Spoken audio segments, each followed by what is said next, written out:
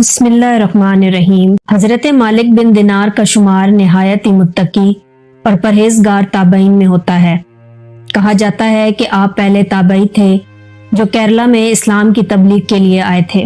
آپ کی کرامات اور ریاضتیں ہر جگہ مشہور ہیں، جن میں سے چند اس ویڈیو میں آپ کی پیش نظر کرنے کی کوشش ہے۔ حضرت مالک بن دینار دنیا داری سے ہمیشہ دور رہتے تھے، یہاں تک کہ رنگینیوں اور دلکشیوں کو دیکھ کر مالک بن دینار پر ایک قسم کا خوف طاری ہو جایا کرتا تھا۔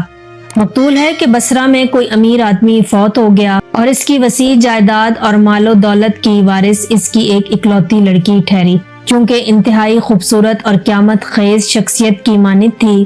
ایک دن اس لڑکی نے حضرت ثابت نبانی کی خدمت میں حاضر ہو کر کہا کہ وہ نکاح کرنا چاہتے ہیں۔ حضرت ثابت نبانی نے پوچھا کہ تم کس سے نکاح کرنے کی آرزو مند ہو؟ اس پر لڑکی نے جواب دیا کہ میری خواہش ہے کہ مالک بن دینار سے میرا نکاح ہو جائے، کیونکہ وہ پرہیزگار، دیندار اور ذکر الہی میں مصروف رہنے والا انسان ہے۔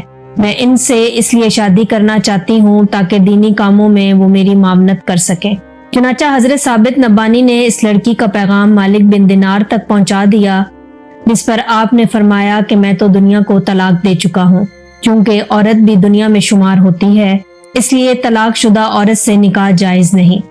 یہ ایک عقیدت ہے کہ اللہ تعالیٰ کی اگر نظر کرم ہو جائے تو بڑے بڑے گنہگار اور پاپ کرنے والے بھی نیکوکار اور پرہیزگار بن جاتے ہیں۔ روایت ہے کہ ایک بدمعاش قسم کا نوجوان حضرت مالک بن دینار کے پڑوس میں رہتا تھا اور شریف لوگ اس نوجوان کے ہاتھوں خاصے پریشان تھے۔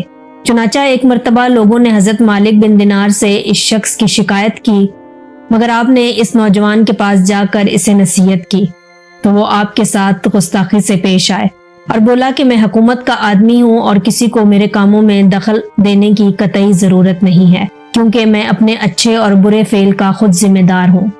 حضرت مالک بن دینار نے جب اس سے فرمایا کہ میں بادشاہ سے تیری شکایت کروں گا، تو اس نے جواب دیا کہ بادشاہ بہت رحم دل اور نرم مزاج ہے اور مجھے یقین ہے کہ وہ میرے خلاف کسی کی بات سننا گوارا نہیں کریں گے۔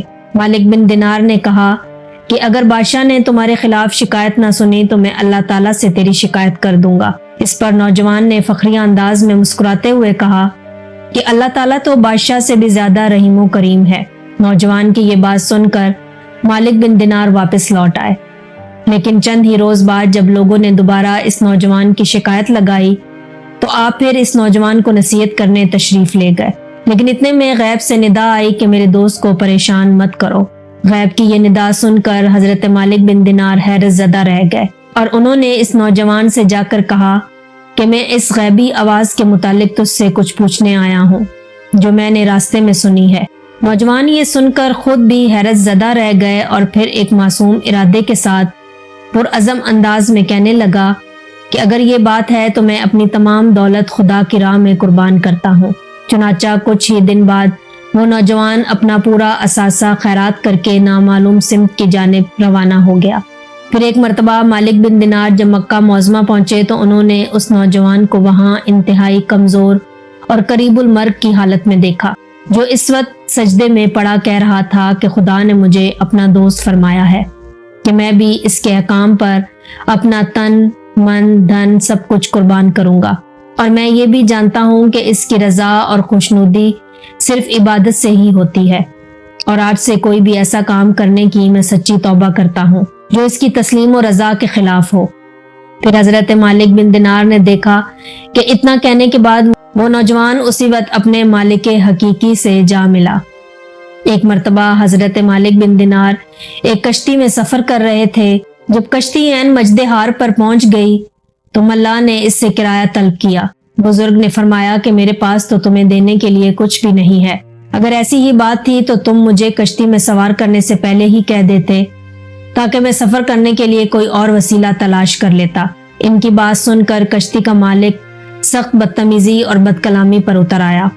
اس نے آپ کو اس قدر مارا کہ آپ پر بے ہوشی طاری ہو گئی۔ کشتی والا کوئی بہت ہی ظالم اور سنگ دل انسان معلوم ہوتا تھا۔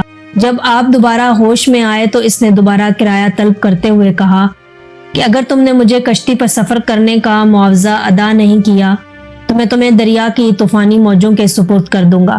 ابھی اس نے اپنی بات مکمل کی ہی تھی کہ اچانک کچھ مچھلیاں منہ میں एक एक दिनार दबाए पानी के ऊपर कश्ती के पास आईं और आपने एक मछली के मुंह से दिनार लेकर किराया अदा कर दिया। इधर कश्ती का मालिक ये सारी सूरत हाल देखकर थर थर कांपने लगा और फौरन आपके कदमों में गिरकर माफी तलब करने लगा, मगर आप कश्ती से दरिया में उतर गए और पानी पर चलते हुए नजरों से ओझल हो गए। हजरत मालिक बिन दिनार एक मर्तबा शदीद बीमारी के बाद जब वापस से सेहत याब हुए तो किसी जरूरी काम के लिए इंतहाई मुश्किल से लड़खड़ाते हुए बाजार तशरीफ ले गए। इत्तफाक से उस वक्त सामने से बादशाह सलामत की सवारी आ रही थी। सवारी को रास्ता दिलवाने के लिए पहरेदारों ने लोगों को इधर उधर हटाने के लिए एक शोर बुलंद कर दिया था।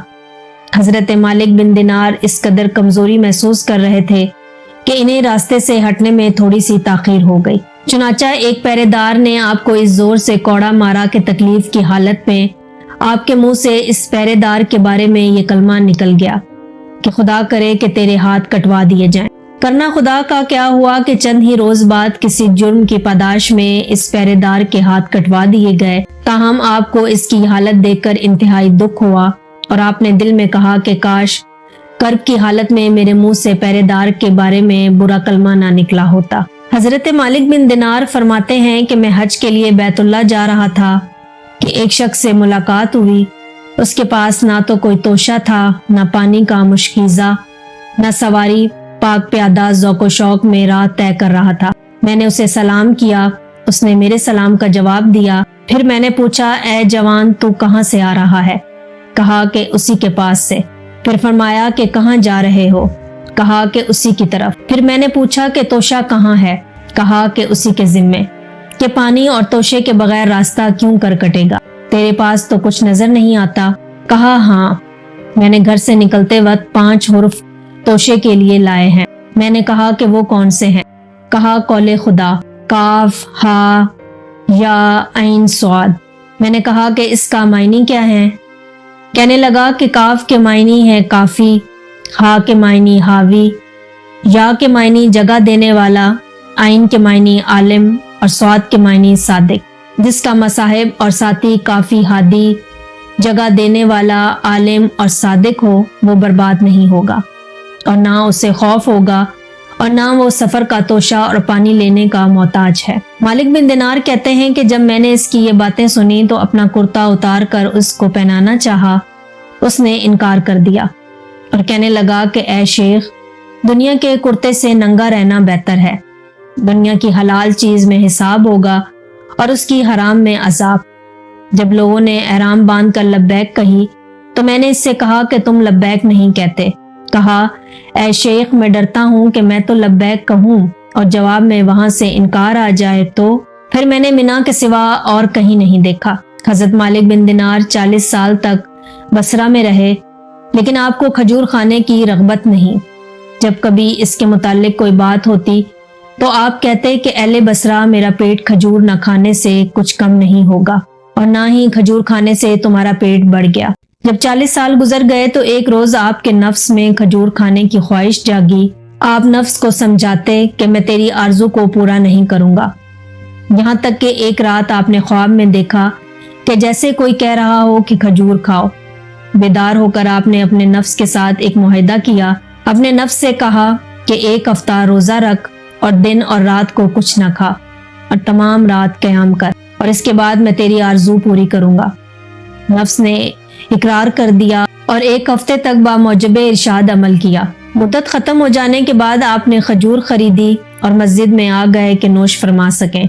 इतने में एक लड़के ने अपने बाप को आवाज दी कि एक यहूदी ने खजूर खरीदी है और उसे खाने के लिए मस्जिद में चला गया है।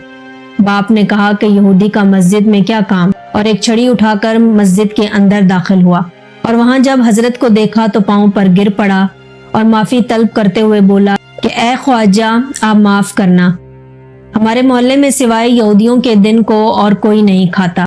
हजरत बहुत शर्मिंदा हुए और खजूर नहीं खाई। अल्लाह ताला हम सबको कल्बे सलीम अता फरमाए और कुरान और हदीस पर चलने की तौफीक अता फरमाए। आमीन।